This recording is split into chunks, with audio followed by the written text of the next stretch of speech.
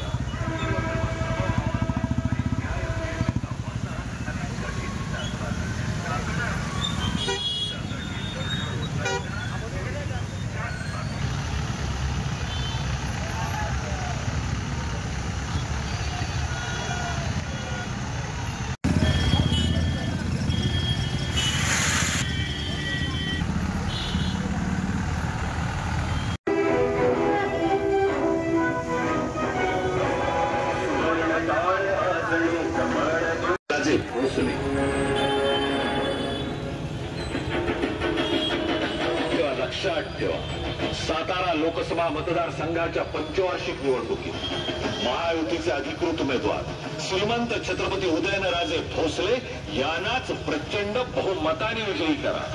मतदान मंगळवार दिनांक 7 मे 2024. वेळ सकाळी 7 ते सायंकाळी 5:30 पर्यंत. लक्षात ठेवा, श्रीमंत छत्रपती उदयनराजे भोसले.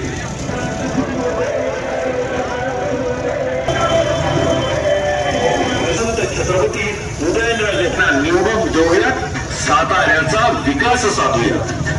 आता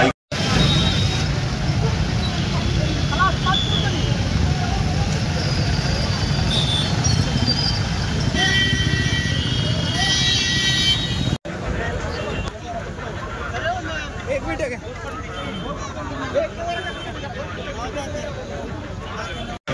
लोककल्याणाचा वारसा आणि प्रत्येकाच्या क्षमतेचा आदर पुढे जाण्याची परंपरा कायम राहणारा जिल्ह्यातील जनतेला नेहमीच गृहीत धरता येईल.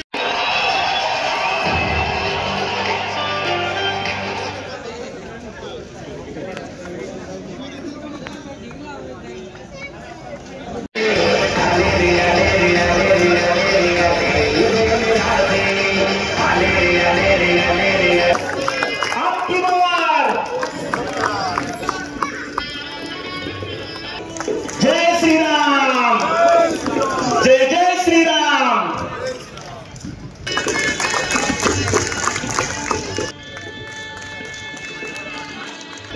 आप्पासू गायकवाड यांचा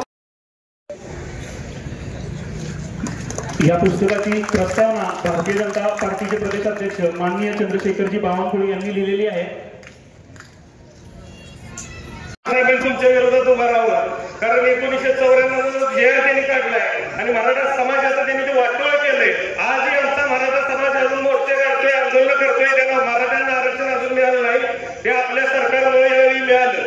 जे आज मराठा समाजाला जे कुणबीचे दाखले यावेळी मिळत आहेत, ते आदरणीय एकनाथ शिंदे साहेब, फडणवीस साहेब आणि आदरणीय अजितदादा यांच्या प्रयत्नामुळे हे शक्य झालं. आणि मध्यंतरी आपल्या पालीमध्ये विरोधकांची एक सभा झाली आणि काय ते टीका केली जाते, टीका केली पण पाहिजे. पण त्या पालीच्या सभेमध्ये एक इतक्या खालच्या पत्तीवर जाऊन एकाने टीका केली. महाराजसाहेब खरं म्हणाले गेलं ते आम्हाला सहन झालं नाही. जर हे काय असते की 2-3 वर्षापूर्वी तिथं मेधा हॉस्पिटलच्या आपल्या शंभूतीर्थ चौकात आधी ग्राउंड मोकळा असायचं, तमाशातले सगळे पाले त्या ठिकाणी लागायचे. मग गावातली जत्रा असली की आम्ही तमाशा ठरवायला तिथे जायचो. आणि एकदा 2-3 वर्षापूर्वी एक तमाशा ठरवत असताना एक माणूस त्या ठिकाणी आला आणि तमाशाचा एक फडाचा मालक होता. त्याला म्हणू लागला की मला तमाशात काम करायचे, माझी लय इच्छा आहे, मला तुम्ही तमाशात घ्या. तर तो म्हणला आता तो ढोलकी वाजवती तो बुक आहे, ते पियानो वाजवती तो बुक आहे, सगळं जेवण करण्यापासून नाचणाऱ्या ज्या स्त्री असतात सगळ्या बुक आहे. मग तुला काम कुठलं द्यायचं? तो म्हणला काम मला कुठलं पण द्या, पण मला तमाशात यायचं आहे.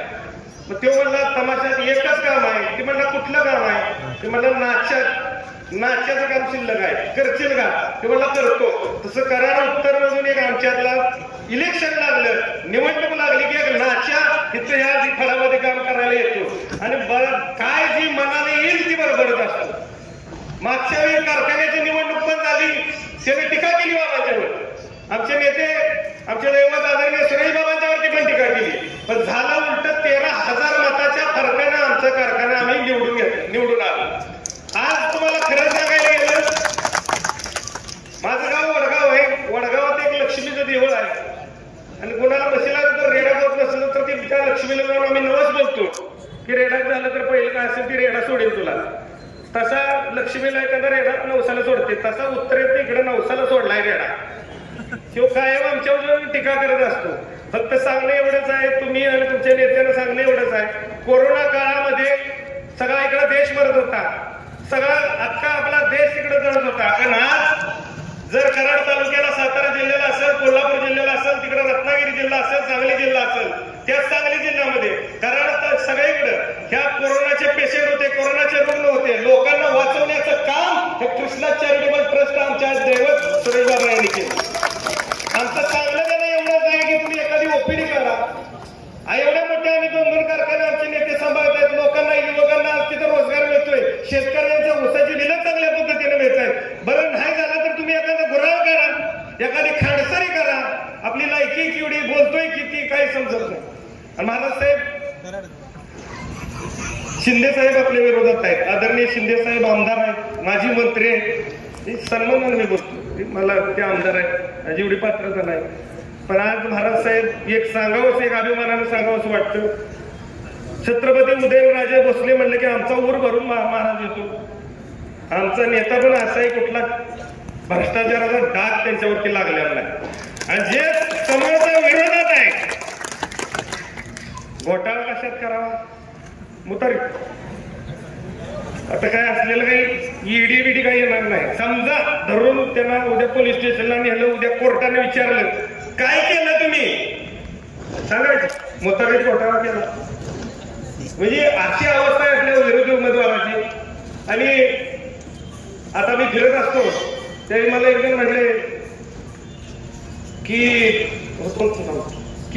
एका विरोधी आमच्या ह्याच्यातले म्हणले की तुम्ही निवडणूक आली की वगैरे काय आलं की तुम्ही मोदी साहेबांच्यावर पिक्चर काढता, सगळं काढता, हे बरोबर दिसत नाही. मग मी त्यांना सांगितलं एवढंच, मग तुम्ही एक काम करा, राहुल गांधींच्यावर पिक्चर काढा, म्हणजे त्याचा फायदा बी आम्हालाच होईल.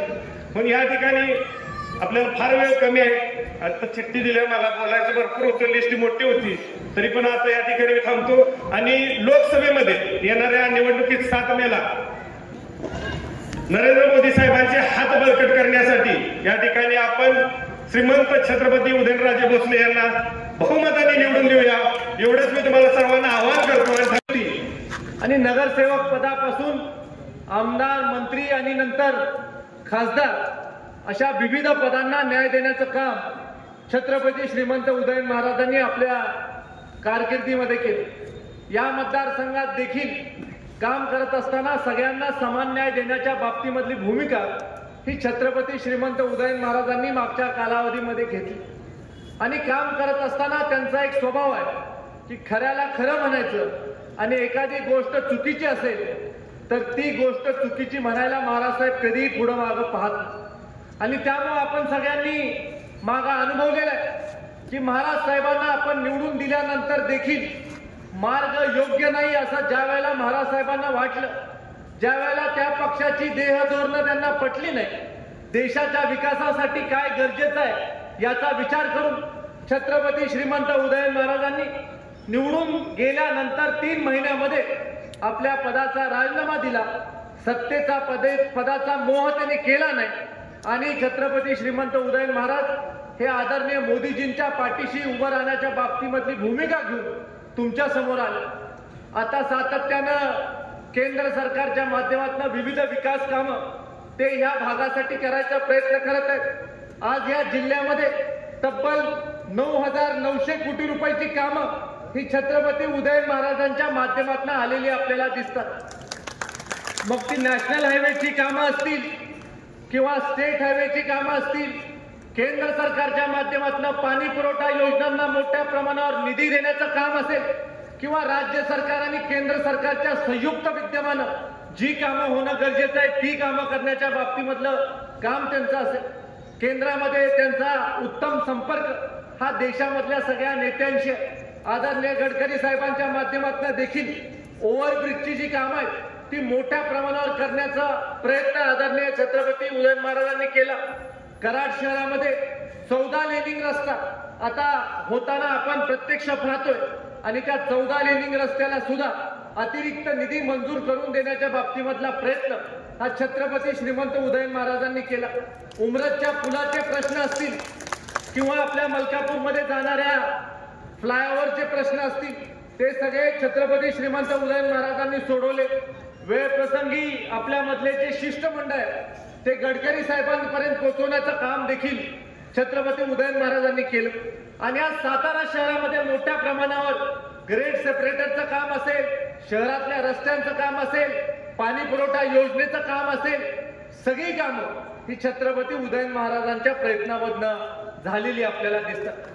सातारा शहराच्या पाण्याच्या प्रश्नाच्या बाबतीत देखील त्यांनी खूप मोठं काम मागच्या कालावधीमध्ये राज्य सरकारच्या माध्यमातून केलं आणि त्यामुळं आपल्याला एक असा नेता निवडून देणं गरजेचं आहे ज्यांचा आदरणीय मोदीजी ऐकतात, ज्यांच्या माध्यमातून केंद्र सरकारचा निधी मोठ्या प्रमाणावर आपल्याला येऊ शकतो, राज्य सरकारचा निधी आपल्याला मोठ्या प्रमाणावर येऊ शकतो। आणि आपल्याला सगळ्यांना एका गोष्टीचा अभिमान वाटला पाहिजे की मागच्या 10 वर्षापासून आपण मोदीजींची सभा घेण्यासाठीचा प्रयत्न करतो। 2014 पासून आपला प्रयत्न चालू आहे की एकदा मोदीजींची सभा व्हावी, पण फक्त आणि फक्त छत्रपती श्रीमंत उदयन महाराजांच्या प्रचाराच्या निमित्तानं कराडकरांना विनंती करण्यासाठी, त्यांचा प्रचार करण्यासाठी आज मोदीजी आपल्याकडे आले आणि त्यांनी विनंती केली की प्रत्येकाने घरोघरी जावा, प्रचार करा, माझा निरोप प्रत्येक घरापर्यंत द्या आणि आपले उमेदवार आदरणीय छत्रपती उदयन महाराजांना मोठ्या मताधिक्यानं निवडून आपण नाका दाखवून दिलं की कमळाला मतदान करण्याच्या बाबतीमधली आपली भूमिका कराडच्या योजना शहरांसाठी केलेल्या। आज तुम्ही देशामधलं कुठलंही शहर पाहिलं तर मोठ्या शहरांचा एक आराखडा तयार करण्याचं काम केंद्र सरकारने केलं। अनेक वर्षापासून मुंबई शहराला मेट्रो देण्याच्या बाबतीमधले स्वप्न अनेक सरकार दाखवत होते, पण आज केंद्र सरकारने मुंबई सारख्या शहराला मेट्रोचं जाळं उभं करून देण्याचं काम केलं। मागच्या कालावधीमध्ये आदरणीय मोदीजींनी घोषणा केली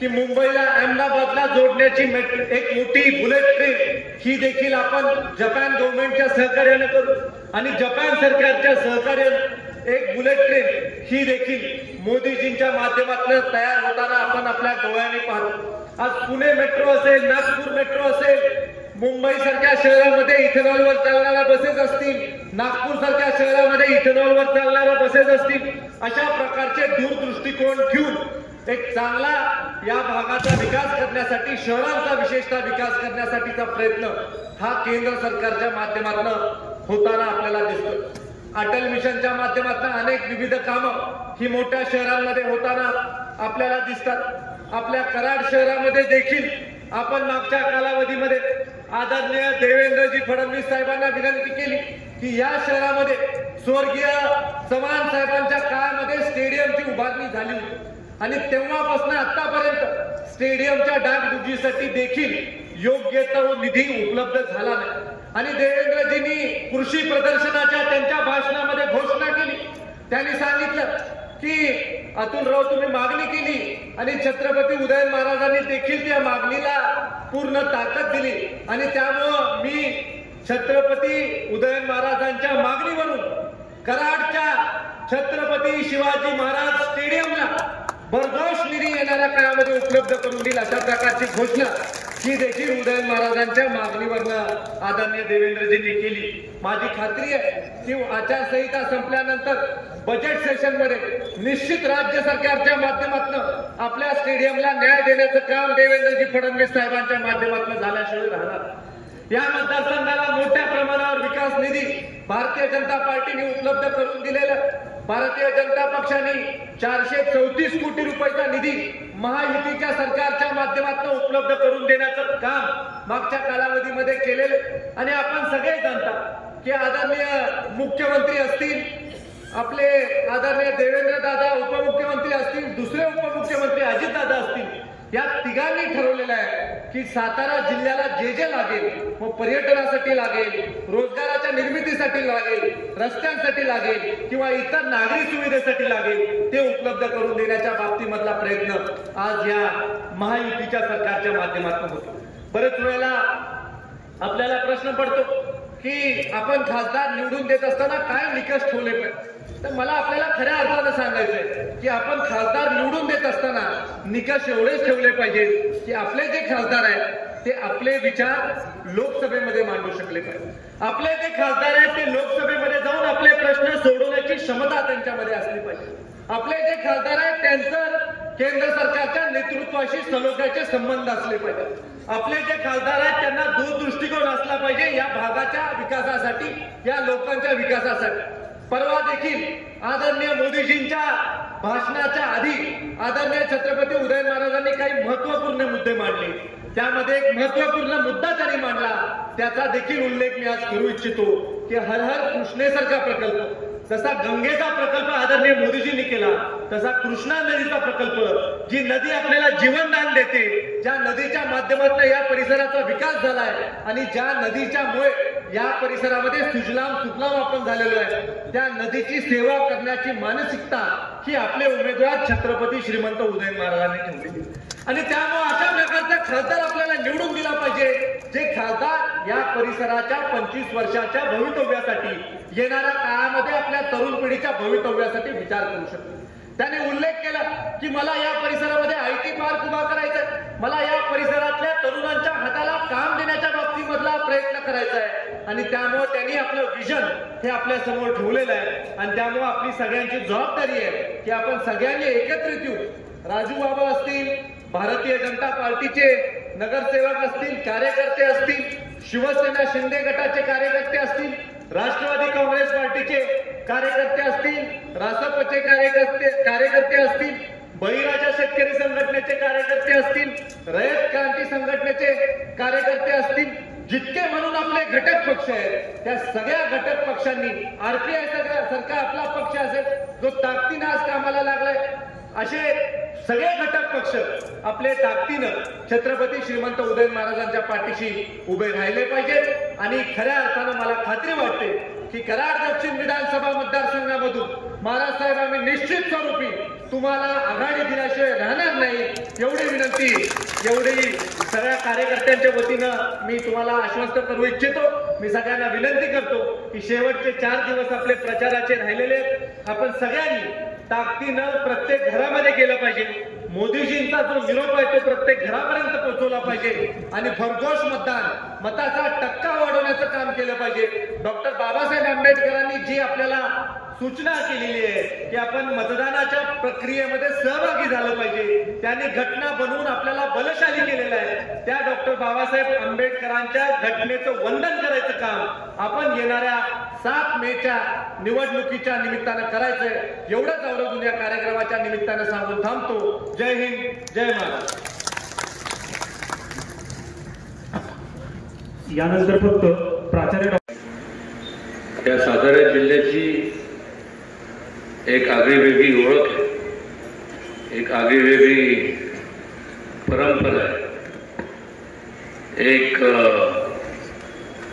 चळवळीचा जिल्हा म्हणून या जिल्ह्याचा उल्लेख केला जातो, या जिल्ह्याकडे पाहिलं जातं.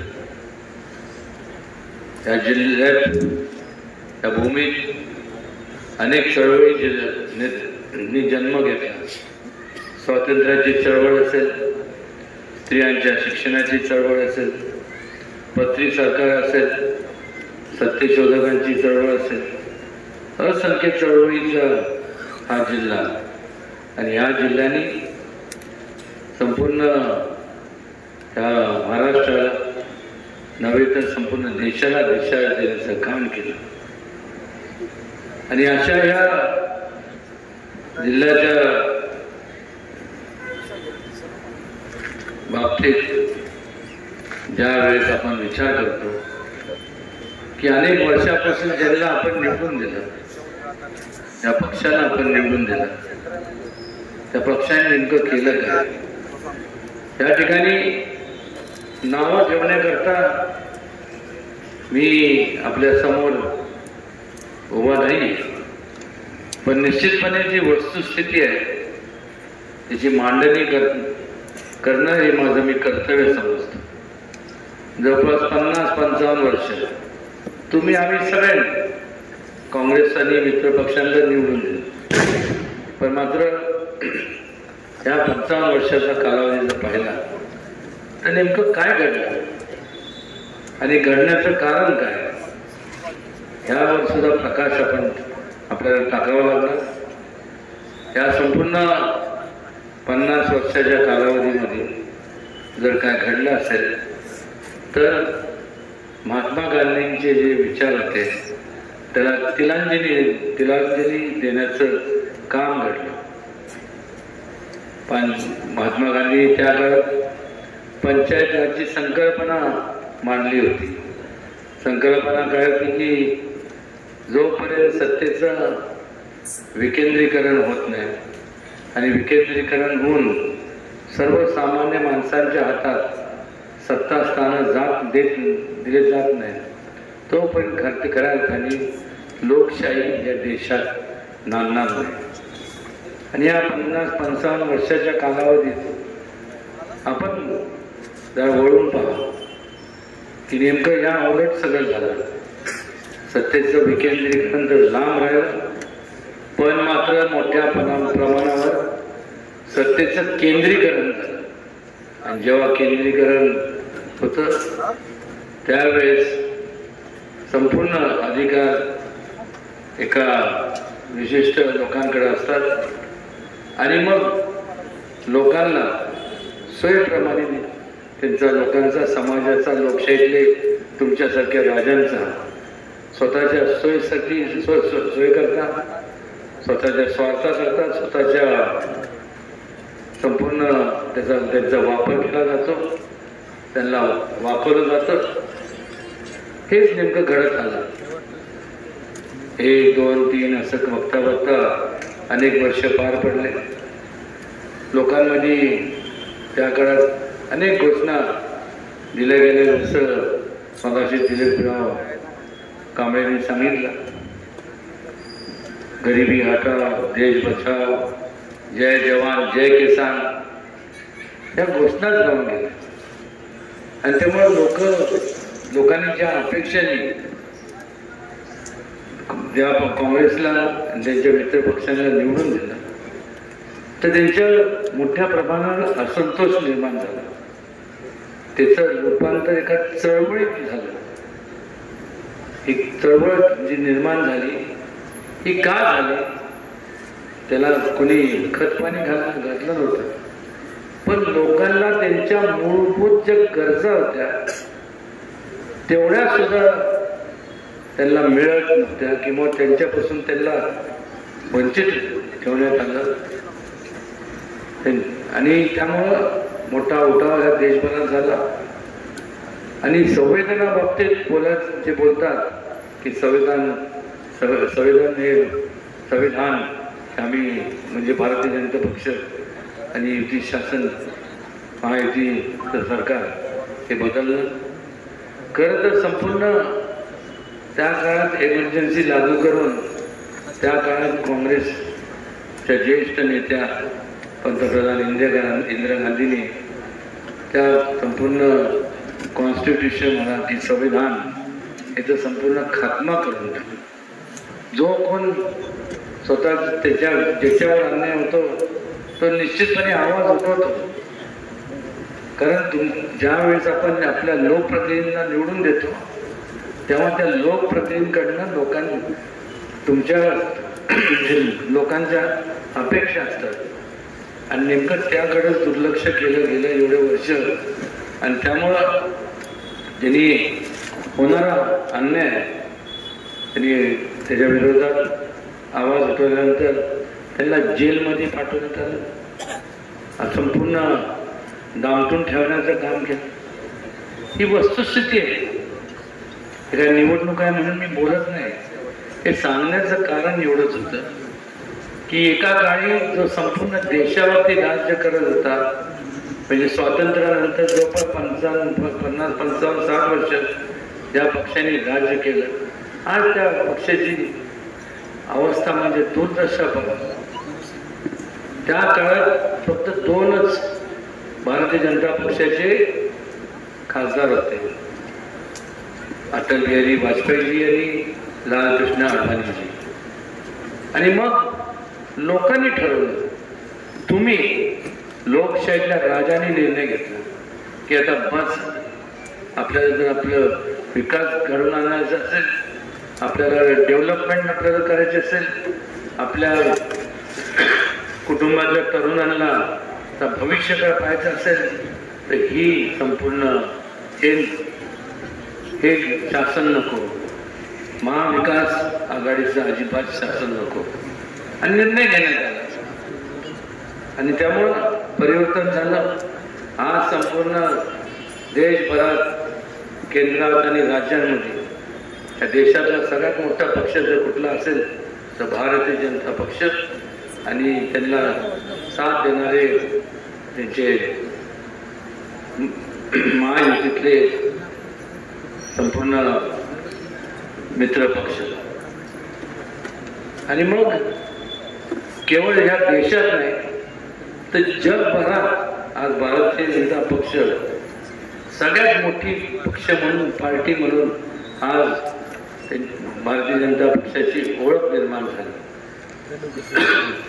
सांगण्याचं एवढंच कारण की जे 55 वर्षात जे घडलं नाही, फक्त घोषणा दिल्या गेल्या, घोषणा त्यांनी दिल्या, पण ह्या 10 वर्षाच्या कालावधीमध्ये त्या घोषणाची दिलेल्या लोकांनी वचनपूर्ती केली नाही. पण त्याची वचनपूर्ती म्हणा, ते अंमलात किंवा ते पूर्ण जर कोणी केले असेल तर मला अभिमानाने सांगावंच वाटतं की भारतीय जनता पक्ष आणि महायुतीने या संपूर्ण त्या पूर्ण केल्या.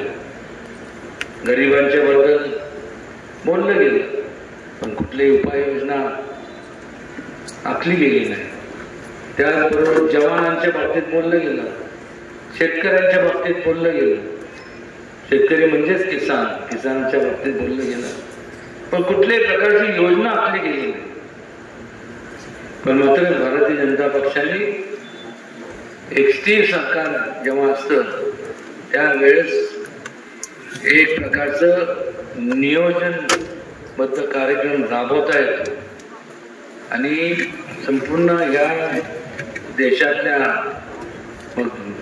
जे दुर्लक्षित, दुर्गम भागात राहणारे आणि जे लोक आहेत, जो वर्ग आहे, महिलांचं सक्षमीकरण असेल, त्याचबरोबर तरुणांचं एम्पॉवरमेंट असेल, मेक इन इंडिया असेल, क्रीडा क्षेत्र असेल, अशा वेगवेगळ्या क्षेत्रामध्ये मोठ्या प्रमाणावरती आपण जर पाहिलं तर मोठ्या योजना राबवल्या गेल्या. आज संपूर्ण प्रत्येकाला एक आशेचं किरण आता नजरेसमोर दिसायला लागले. आणि ते सुद्धा मोदीजींच्या कुशल नेतृत्वाखाली भारतीय जनता पक्ष आणि मित्र पक्षाच्या मुळे आज ही परिस्थिती निर्माण झाली. आणि दुसऱ्या बाजूला जर आपण पाहिलं महाविकास आघाडी, मला तर आवर्जून कधी कधी असं वाटतं की ती महाविकास नाही, महाभकास आघाडी आहे. कारण ज्या वेळेस कुठलेही काम न करता लोकांसमोर जाण्याचं धाडस हे लोक कसे करतात हे आपण त्यांना तेव्हा तुमच्याकडे त्यांना आवर्जून विचारणं गरजेचं आहे. आणि मग स्वतःचा नाकर्तेपणा किंवा कुठलेही नाकर्तेपणा घडवण्याकरता मग एकच गोष्ट होती, ते म्हणजे दुसऱ्याला नावं ठेवणं. त्यांनी असंच केलं, ते संविधान बदलणार आहे आणि ते तसेच आहे, जातीवादी पक्ष आणि त्यांना जवळ करू नका. त्याचबरोबर संपूर्ण मुस्लिम समाजाच्या विरोधातला हा पक्ष आहे. मला आवर्जून या ठिकाणी मला कळत नाही की मगाशी सुरुवातीला प्रास्ताविक त्यांनी केलं, त्यांनी थोडक्यात त्यांनी सांगितलं, पण 23 मार्च 94 तुम्ही बघा तुमच्या गुगलवरती किंवा तुम्ही जावा, शोध घ्या, कम्प्युटरवरती जावा, तुम्हाला सगळं त्याच्यात इतिहास मिळेल. 23 मार्च 94 त्यांनी एक नोटिफिकेशन काढलं. गव्हर्नमेंटचं GR पण नाही, नोटिफिकेशन. आणि काय केलं तर त्यात त्यांनी संपूर्ण आज जे जाती जातीमध्ये तेढ जे निर्माण झालेले पाहतात, हे तेढ निर्माण करायचं पाप त्यांनी केलं. मंडळ आयोगाचे त्यावेळेस BP सिंग हे पंतप्रधान होते. त्यावेळेस मंडळ आयोग त्यांनी बनवलं, तयार केला. मंडळ आयोग म्हणजे काय, आर्थिकदृष्ट्या दुर्बल यांना संपूर्ण सवलती दिल्या जाव्यात. पण झालं काय, त्याचा अर्थ काय काढला की फक्त मागासवर्गीय लोकांकरता ते लागू केलं. अत्यंत चुकीचं आहे ते. कुठल्याही जाती जमातीतला माणूस जरी असला आणि आर्थिकदृष्ट्या दुर्बळ असला, त्या क्रायटेरियाखाली, त्या मुद्द्याखाली प्रत्येकाला ती सवलत शिक्षण शैक्षणिक असेल, चांगलं घरकुलची असेल, ती प्रत्येकाला मिळाली पाहिजे. त्या संपूर्ण देशातल्या प्रत्येक जे नागरिक आहे त्याला एक चांगलं जीवन जगण्याचा, तुम्हाला आम्हाला सगळ्यांना जीवन जगण्याचा अधिकार आहे. हेच तर विचार छत्रपती शिवाजी महाराजांनी त्या काळात दिले होते. समतेचा विचार दिला, सर्व धर्म समभावाचा विचार दिला. आणि ह्यांनी तर एवढं सगळं स्वतःचा म्हणजे समाजाचा विचार न करता, एक ते राजे होते ज्यांनी लोकांचा कल्याणाचा विचार केला आणि त्या दिशेने वाटचाल केली. आणि होणारा अन्याय सगळ्यांना एकत्रितपणे एकत्र करून हा परकीय आक्रमण परतवून लावले. आणि लोकांचा सहभाग लोकशाही राज्यकारभारामध्ये व्हावा, झाला पाहिजे, ही लोकशाहीची कल्पना त्यावेळेस महाराजांनी मांडली. लोकशाहीचे खरे जनक म्हणजे छत्रपती शिवाजी महाराज. आणि ह्या बाजूला आपण जर पाहिलं तर काय पाहिलं जायचं की त्या देशाला एवढा विस्कळीतपणा आणून ठेवला, जाती जातीमध्ये तेढ निर्माण केली, दरार निर्माण झाली, माणसात माणूस ठेवला नाही. शिवाजी महाराजांनी समाजाचा विचार केला, समाजाच्या एकतेचा विचार केला. आणि ह्यांनी समाजाचा विचार केलेला, ह्यांनी स्वतःचा वैयक्तिक स्वार्थ, मी स्वतःचा वैयक्तिक विचार केला की ह्यांना ह्यांच्या पलीकडे दुसरं दिसत नाही. आणि तो विचार केल्यामुळं समाजाचे तुकडे झाले तरी चालतील, पण मला माझा स्वार्थ साधला गेला पाहिजे. एवढा कमकुवत, एवढा निष्क्रिय, एवढा म्हणजे गलिच्छ विचार यांनी सर्व केला. आणि आज हा विचार करत असताना यशवंत विचारांचं तुम्ही सांगता की आम्ही पायिक आहोत, कुठल्या हिशोबाने आपण असं विचार करणारे यशवंत विचारांची पायिक होऊच शकत नाही. यशवंत विचार म्हणजे लोक कल्याणाचे विचार. त्यातून ह्या संपूर्ण सातारा लोकसभा मतदारसंघात 16,80,000 एवढे लोक असताना, म्हणजे संपूर्ण 6 मतदारसंघात, मग वाई असेल, सातारा असेल, कोरेगाव असेल, उत्तर कराड, दक्षिण कराड आणि पाटण, या संपूर्ण ह्याच्यात 16,80,000 मतदान आहे. आणि ह्या संपूर्ण 16,80,000 म्हणजे त्याला आपण भिंग म्हणतो ना, मॅग्निफाईंग ग्लासला भिंग म्हणतो ना. म्हणजे यांच्या मनात यशवंत विचार होते, त्यांनी ते मॅग्निफाईंग ग्लास घेतला, प्रत्येक तालुक्यात गेले, बारकाईने बघितलं, इकडं गेले, तिकडे गेले, ही जिल्हा परिषद, पंचायत समिती, सगळ्या गण गटात गेले, नगरपालिकेच्या याच्यात गेले. आणि मग त्यांना असा एक व्यक्ती मिळाला की त्याला उमेदवारी दिली. आणि ज्याला उमेदवारी दिली त्यांनी आज ज्याला दिली त्याचे आज संपूर्ण शिष्टाचार तर लांब राहिला, संपूर्ण भ्रष्टाचाराचा संपूर्ण सगळा इतिहास असणाऱ्या व्यक्तीला दिला. म्हणजे ह्या 16,80,000 लोकांमधनं एकही चारित्र्य संपन्न माणूस किंवा उमेदवार त्यांना मिळाला नाही का? म्हणजे असंच म्हणावं लागेल की त्यांच्या अवतीभोवती सगळे घोटाळेखोर आहे, असंच त्याचा अर्थ होतो. कारण की शोधत असताना तर त्यांना असा उमेदवार मिळाला. फार बोलण्यापेक्षा मला एकच आपल्याला सांगायचं वाटतं की मागच्या जन्मी माझ्याकडनं थोडंसं किंचित जास्त पुण्याचं काम घडलं असावं, म्हणून एवढ्या मोठ्या घराण्यात जन्माला माझा योग आला. हे योगायोगाच्या गोष्टी आहेत. माझ्या ठिकाणी तुम्ही कोणी पण असू शकता, आणि मग तुम्ही असता तर नीट ऐका मी काय म्हणतोय ते. तुम्ही असता तर मी सुद्धा तुमच्याकडनं जे कोण असते, मी सुद्धा त्या व्यक्तीकडनं आपण सगळ्यांनी अपेक्षा त्याच केल्या असतात ज्या तुम्ही माझ्याकडनं करताय, की ह्या घराण्याचा मी वारसा सांगतो, त्याचा वसा पुढं घेऊन जात असताना छत्रपती शिवाजी महाराजांचे विचार त्याचं पालन करणं मी माझं कर्तव्य समजतो. आणि लोक गेले 30-32-35 वर्ष सर्वसामान्य माणसांना, लोकांना कुठल्याही जाती धर्म मी इथं मानत नाही. मनुष्य हीच जात आहे असं मी मानतो. आणि त्यामुळं मी ते मानून कधी या याच्यात मी राजकारणात जरी असलो तरी राजकारण कधी केलं नाही. केलं तर लोकहिताचं, लोकांच्या उपयोगी, त्यांच्या कुटुंबाचं जीवनमान कसं उंचवलं जाईल, त्यांना सुखसोयी कशा मिळतील याचं समाजकारण केलेलं, एवढंच या ठिकाणी मला आवर्जून नमूद करावं असं वाटतं. बोलण्यासारखं भरपूर आहे, किती बोलायचं. आज तुम्ही लोकशाहीतले राजे आहात.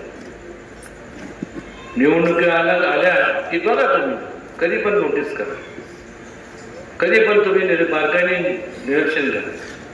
पार येणार चकाचक कपडे बिपडे असं तसं भांग बिंग पाडून सगळे, आणि मग पेंबीच्या देठापासून बोलणार. तळागाळातल्या लोकांबद्दल जी तळमळ आहे जी आम्ही समोरच्या बोलताना आपल्याला वाटलं पाहिजे, अरे वा, ते उदयनराजे बिंदराजे कोण नाही, हाच खरा उमेदवार. तळागाळातल्या लोकांबद्दल आम्ही हे करू, ते करू, ते करू, ते करू, ते करू, हे बोलत असताना त्यांच्या मनात एकच असतं की यांचे मत आपण मिळवू, करू नये, तुमचे मत मिळवू. आणि मग एकदा निवडणूकचा निकाल लागला, मग त्या पदावरती किंवा निवडून आल्यानंतर त्याच तळमळीच्या लोकांबद्दल, तळागाळातल्या लोकांबद्दल तळमळीने जे लोक बोलत होते त्याच लोकांकडे पाठ फिरवली गेली. त्याच लोकांना जास्तीत जास्त गाळात घालण्याचं काम हे आजवर झालेलं आहे, ही वस्तुस्थिती. त्यामुळेच एवढा मोठा देशात उठाव झाला, त्यामुळेच तर एमर्जन्सी लागू केली. 55 वर्षाच्या कालावधीमध्ये त्यांनी जे केले नाही, आता अजून किती वर्ष देणार. आता समोर या ठिकाणी बरेचसे वयस्कर लोक बसले, आज वयस्कर आहे, पण त्याचे 35-40 वर्षापूर्वी ही लोक सुद्धा त्यांच्या आई तारुण्यात होते. मग संधी मिळाली नाही, काय कुठले दालन ते नव्हते विकासाचे. आज असे अनेक 1, 2 नाही 3, 4 पिढ्या आज नैराश्य येतं, जेव्हा इच्छा असते की आपण हे करावं ते करावं, पण स्कोप न मिळाल्यामुळं नैराश्य येतं. पण अधिकार दिला कोणी यांना की आज व्यक्ती केंद्रित तुम्ही झाला, आणि तुमच्यामुळे अनेक तरुणांचं, त्या काळातल्या तरुणांचं जे संपूर्ण तुम्ही खच्चीकरण झालं, त्याला तुम्ही हे लोक जबाबदार आहेत. आज निर्णय तुम्हाला घ्यायचा आहे. तुम्हाला ते तुम्ही सोचले, तुम्हाला म्हणजे कोणाला वाटत नाही. तुम्हाला असं वाटतंय की जे तुम्हाला तुमच्या नशिबी आलं ते तुमच्या कुटुंबातले जे लहान लहान तरुण आहेत, जे कधी ना कधी मोठे होतील, या देशाचे जे भविष्य काय त्यांच्या नशिबी हे असं व्हावं असं वाटतं तुम्हाला? विचारतोय तुम्हाला.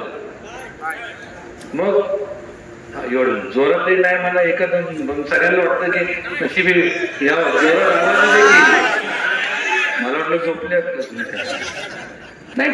चेष्टेचा भाग सोडून द्या. समुद्राच्या लाटा या कोणासाठी थांबत नाही, त्याचप्रमाणे घड्याळाचा काटा हा कोणासाठी थांबत नाही. एका वेळ गेली ती गेली आणि त्यानंतर तुमच्या आमच्या नशिबी काय होतं? पश्चाताप करण्यापलीकडे काही होत नाही. मला सोडून द्यावं, मला सोडून द्या. चला, पण तुम्ही तुमच्या जे तरुण जे पिढी आहे तुमच्या त्यांचा विचार करणार आहे तुम्ही. आज या संपूर्ण भारतीय जनता पक्ष आणि त्यांच्या महायुतीच्या माध्यमातून इन्फ्रास्ट्रक्चर याच्यात जेवढं स्कोप आहे, इतर मोठमोठ्या पदावरती आज तुमचे तरुण मुलं मुली त्या पदावर जाऊ शकतात. एक मोठं इंडस्ट्री चालू करू शकतात. का त्यांनी स्वप्न बघायचे नाही? का फक्त उदयनराजेंनीच मक्ता घेतलं गाडीतल्या फिरायचं? प्रत्येकाला वाटतं की आपल्या पण असं राहावं, तसं पाहिजे आणि का नको. आणि त्यामुळं एक प्रकारचं दिशा देण्याचं काम जे मोदीजींच्या कुशल मार्गदर्शनाखाली या देशामध्ये जे चाललंय, वाटचाल चाललंय, त्यांना पाठबळ देण्याचं काम आपण सगळ्यांनी केलं पाहिजे. जेवढं तुमचं मत बटन दाबून तुम्ही मला देणार आहात ते जेवढं महत्वाचं आहे, त्याच्यापेक्षा जास्त महत्वाचं माझ्याकरता तुमचं वैयक्तिक महत्वाचं आहेच, पण त्याच्यापेक्षा जास्त तुमचं वैचारिक मत महत्वाचं आहे. तुमचे विचार महत्वाचे आहेत. केवळ उदयनराजेंना निवडून दिलं म्हणजे तुमची जबाबदारी संपली असं समजू नका. मी एकटा काय करणार आहे? तुमच्यासारखाच एक माणूस आहे. 2 हात, 2 पाय, 2 डोळे, 1 नाक, असं काय वेगळं. पण जेव्हा आपण एक टीम म्हणून काम करतो, तुमच्या सूचना महत्वाच्या आहेत माझ्याकरता. कारण की तुम्ही ज्या ज्या भागात राहता तुमचे तिथं तिथल्या अडचणी तुम्हाला माहित आहे. तिथं आपण काय डेव्हलपमेंट केली पाहिजे हे तुम्ही मला सांगितलं तर तिथं त्या वेगाने त्या ठिकाणी आपण डेव्हलपमेंट करू. त्या ठिकाणी तुम्हाला तुमच्या या संपूर्ण शहराबद्दल काय तुमचे म्हणजे कल्पना आहेत त्या तुम्ही सांगितलं पाहिजे. एकत्र टीम म्हणून आपण काम करू. क्रिकेट हा गेम, फुटबॉल, बेसबॉल, हॉकी हे सगळे टीम स्पिरिटचे गेम आहे, टीम वर्कचे. एकटं नाही तर बरोबर नरेंद्र मोदी एकटे काय करू शकतात, पण टीम चांगली असली तर काय करू नाही शकत हे आपण आपल्याला सगळीकडे चौकडे आपण जर बघितलं तर आपल्याला कळायला मिळतं. टीम महत्वाची असते आणि टीम महत्वाची असल्यानंतर जो लीडर तुम्ही टीमचा निवडतात तो सुद्धा महत्वाचा. एका बाजूला शिष्टाचार असणारा आणि दुसऱ्या बाजूला भ्रष्टाचार असणारा. कारण लोकशाहीतले तुम्ही राजे कोणाला मतदान करणार? शिष्टाचाराला का भ्रष्टाचाराला? कोणाला? भ्रष्टाचार. खरं भ्रष्टाचार. कारण तसं जर झालं तर तुम्ही विचार करा. तुमच्या हाय त्या संस्था दिसतात आहे ना, फोटो फिनिश, आणि मग पश्चाताप जो होतो त्याला जबाबदार तुम्ही असणार आहे. फार मी बोलणार नाही, बोलण्यासारखं भरपूर आहे. तुम्ही सगळे आता मतदानाचा अधिकार तुम्हाला प्राप्त झालेला आहे. फार बोलण्यापेक्षा तुम्ही सुज्ञ मतदार राजे आहात. योग्य तो निर्णय घ्या आणि वाटल त्या परिस्थितीत मला निवडून द्या. कळलं का? हा आवाज एकदम वाढला, मी तरी काय करणार? कधी ऍम्प्लिफायरचा आवाज वाढतो ना, तुम्ही म्हणणार आता असं का? डोस बघतो आता, काय बघू नका. जे बघायचं आता बघा. 7 तारखेला तर सगळ्या बघू नका. हे 2 नंबर जे बटन आहे तेच दाबा आणि आपला आशीर्वाद मला द्या, एवढंच या ठिकाणी विनम्रपणे सांगतो. आणि आपण ज्या ठिकाणी वेळ काढून आला